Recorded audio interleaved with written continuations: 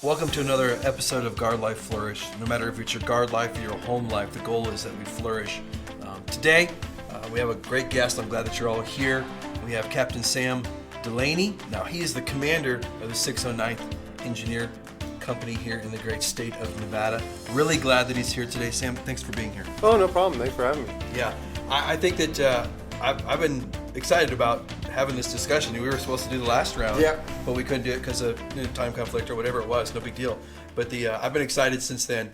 One of the leading questions that I would ask is this. Let me set it up though. I know that you've been through Purple Resolve. You went through the 2-day basic course, and then you said, you know what, I like this stuff. I want to learn how to train it.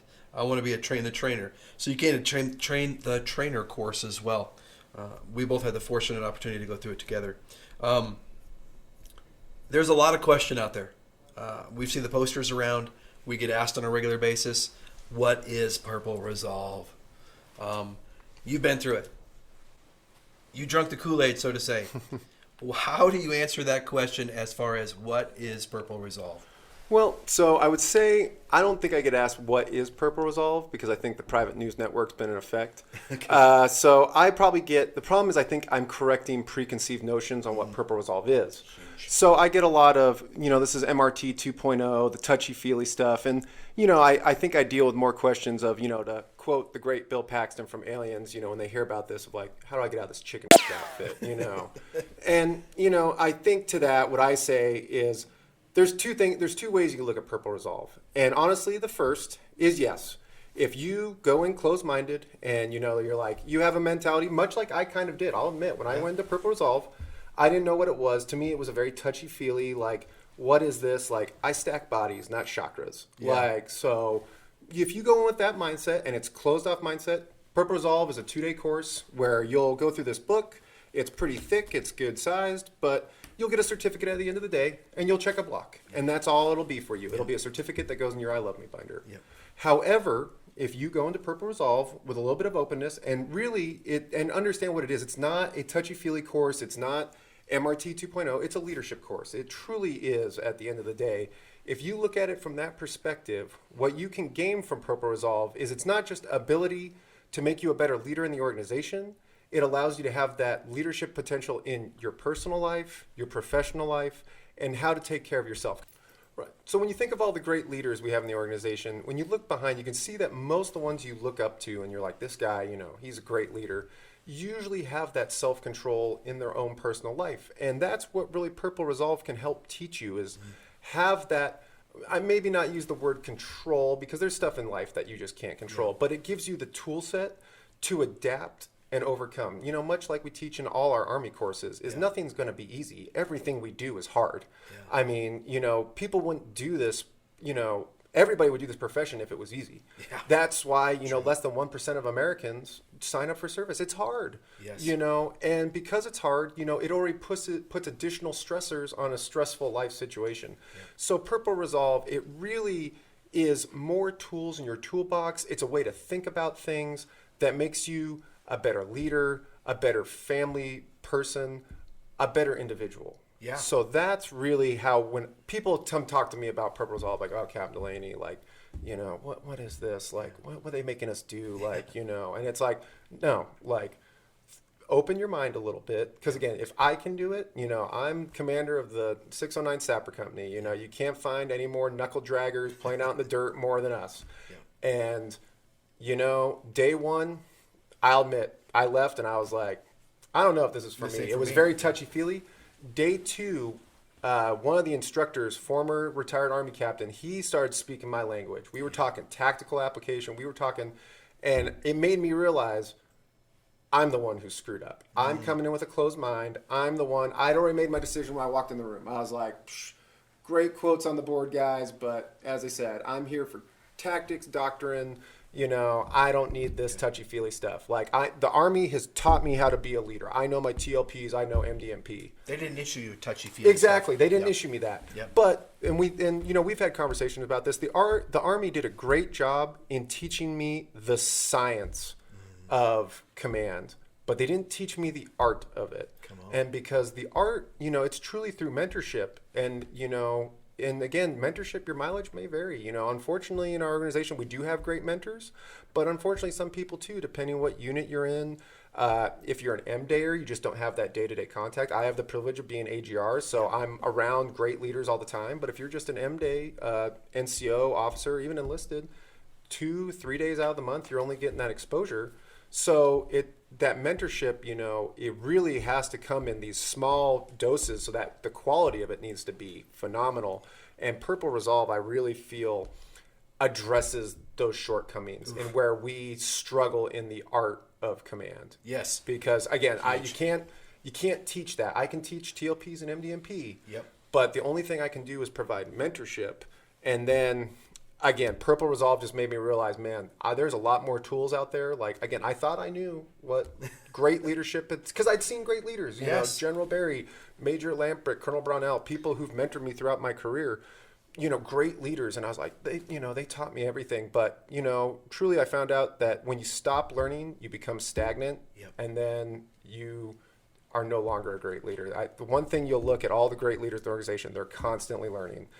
And so that's where I guess, to bring a long-winded answer to conclusion. You brought up about 47 other questions, and I'm gonna create this next question of what stuff that you just said. That you have M days. You use the word M days. You use the words that you said stuff like we only have them a couple 3 days a month, so that we have to be able to be intentional about what they're being taught, or about helping them take some of the tools from Purple Resolve. I guess my question to you is, we've talked about this before, that if we can help them be better, if we can give them tools or encouragement or whatever it takes, Purple Resolve principles, helping them be better the 28 days that we don't have them makes them great soldiers and airmen the days that we do have them. So my question to you is this, and you talked about leaders. You said so much great stuff there. What does Purple Resolve do for those soldiers that you only have 2-3 days a month, because you only get to see them a little bit? So from a perspective of a dad, father, husband, or son, or civilian, how can this help them be better in the 28 days that we don't have them? So I would say the way Purple Resolve would help these individuals on the days we don't have them is, again, it's not just a, this is A, step B, step C. It's a way of thinking. It's a way of approaching stuff. And one of the passages I really like in the Purple Resolve, I think the passage that really spoke out to me the most was in Respect Through Dignity. Yeah. And they talk about the inference ladder. So on there, survival reactions, we have, as you grow up, you see things and you see outcomes, and you build assumptions based on those actions. That's a survival reaction. Yeah. I see a wolf, it bit my friend, and and it happened every time. I learned to assume that if I see a wolf, don't touch ye. That is a danger floof, as we'd like to call them, But does that mean now every dog, every wolf I ever see is bad? No, it's just an assumption I've built on. But, we do that in life all the time. Yeah. It's a survival instinct. But what Purple Resolve kind of talks to you is like, yes, these are good things to build, but they're not the end all be all. And you have to have that ability to take a step back, step out of that inference ladder, and build, and challenge assumptions you might have. Yeah. And stuff where, that applies to not just in the Guard. I mean, that's everything in life, working with your coworkers, working with your family, coming home and, for example, like with my kids, I have 4 kids. Yeah. So ranged 3 months to 9 years. So I've got a full house. Yes. So, it's easy to make the assumption. Normally, I hear a cry out throughout the house, kids fighting. It can be real easy for me to jump to anger and be like, what were you guys doing? Were you guys screwing around? Someone's crying, and you almost are looking for someone to be like, who did what was wrong? Yeah. But, Purple Resolve, I've kind of noticed even in my own life, it's like, hey, assess the situation. Yeah, obviously go figure out why someone's crying. That's a problem, but, instead of just immediately being like, what did you guys do? Being like, versus, take the blame out of it. What happened? Yeah. Not what did you do? Yep. What happened? Now, sometimes the kids are being kids and doing stuff they weren't supposed to, but I've kind of surprised myself how many times I found, oh, well, maybe there is no guilty party here. Yeah. Something, hey, kids are kids, they were playing tag and someone tripped on a rock and took a big stumble and, they skinned up their hands or something. Yep. And, but if I come into that situation with anger, it translates. The kids are like, Dad's all mad again. And it's like, is that how I want to live my life? Do I want my kids to remember, like, yeah, my dad was angry all the time. Yeah. And, we live busy lives. And so it's easy, I understand, for people to jump to anger and stuff. So I'd say, for our guardsmen that are the M-Dayers, again, don't just think, oh, well, Purple Resolve is something I do on the guard side. Yeah. No, this is a tool set you're going to be able to take and apply to, as I said, your professional life, your personal life, and even just have some honest conversations with yourself. Yeah. It really made me evaluate how I was as a leader, especially as a company commander working with 93 sappers out in Fallon. And young soldiers. I have one of the youngest companies in the state. Yeah. My average age is probably 21, 20. So I'm 36.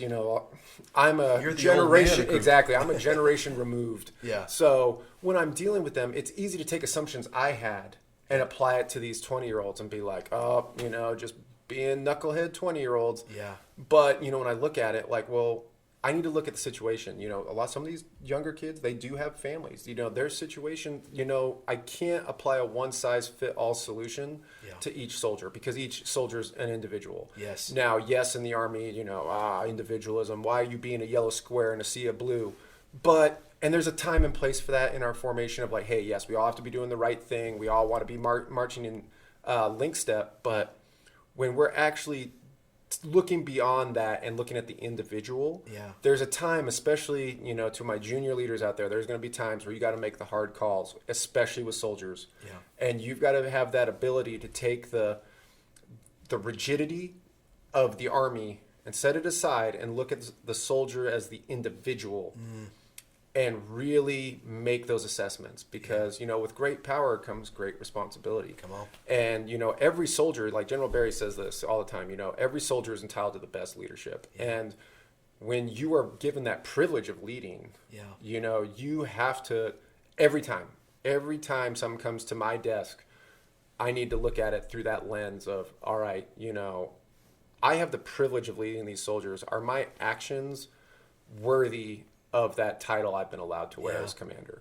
So, just again, for those people listening to this podcast, who are really maybe on the fence depending on what they heard about Purple Resolve, it's not MRT 2.0. It's not hunt the good stuff more, which we always like to joke about. That. Keep hunting the good stuff, you know. Yeah, and it's just, no, it's truly a unique course. And not everything's going to resonate with everybody. No. And that's one thing I also want to say too, like I'm an instructor of the course, and not every module is like this profane thing to me of just like, I'm going to revolutionize your life today, gentlemen. Like, no, but there are modules that, some were like, oh man, like I'm going to put this and I'm going to use this tomorrow. And some stuff I'm like, okay, this was good to know, Yes. And maybe if I apply it here, hey, at least it's in my back pocket. And so, especially as you're going through the course, don't get frustrated. Nope. Like, because as I said, my first day through Purple Resolve, a lot of that modules didn't resonate with me. Yeah. Second day, I was like, hey, keep selling good. this to me. This is good. Like, I'm all about this, Yeah, So. I think it's so interesting because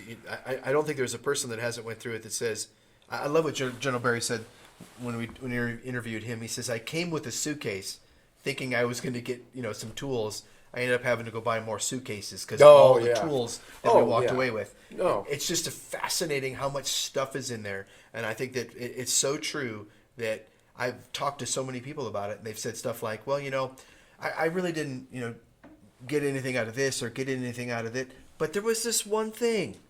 And honestly, if it's just one thing that somebody takes away, their life changes.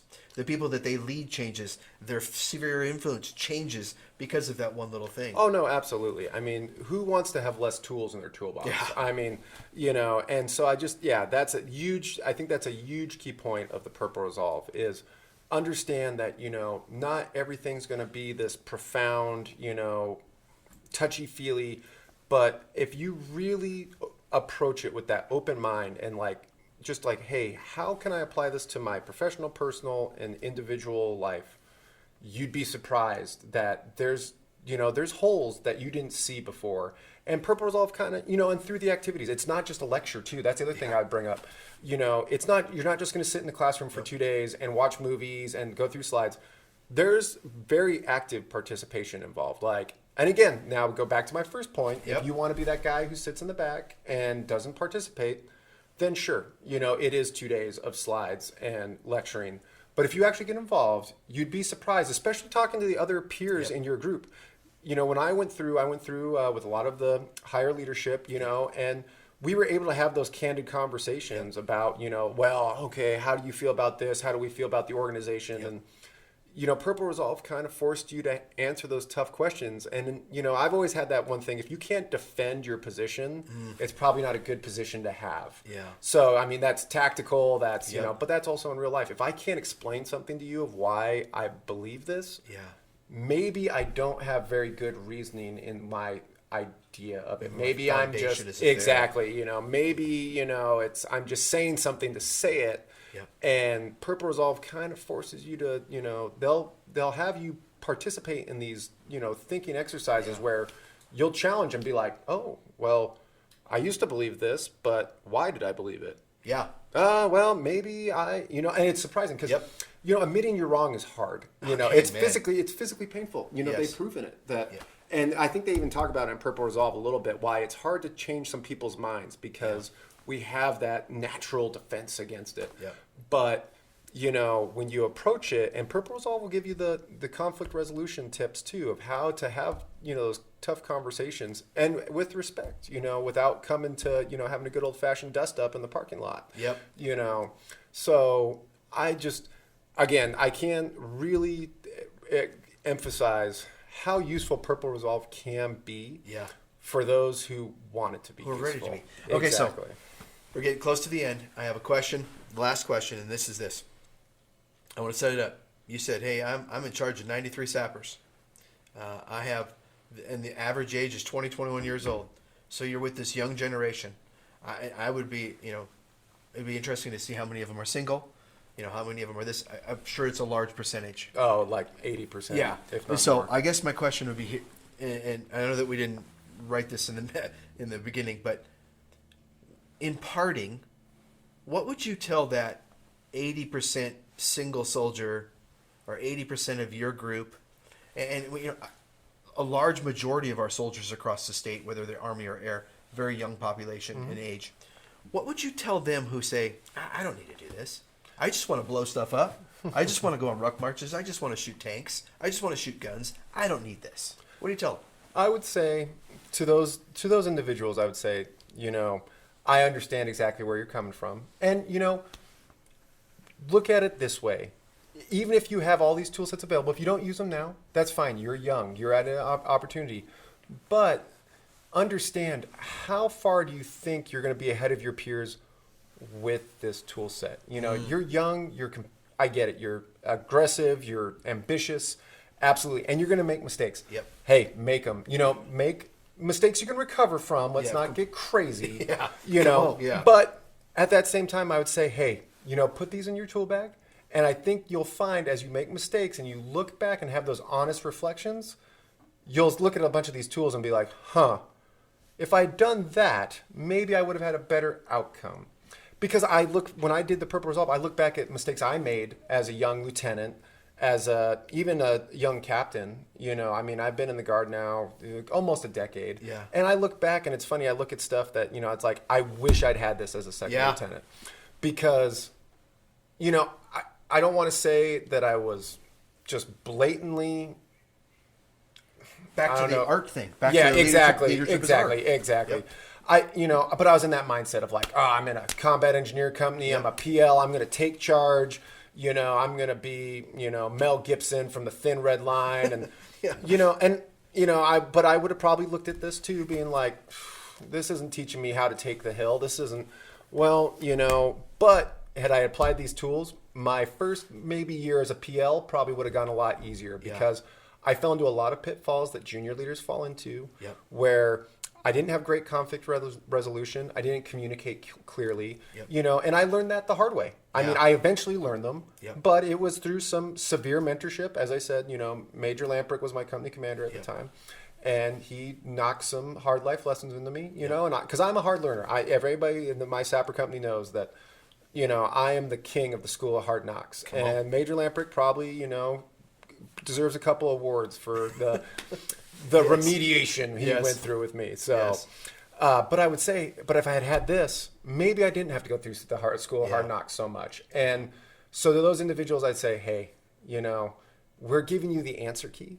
Yep. It's up to you to apply it. Come on. Now, again, I understand you're young, single, you got your whole life ahead of you.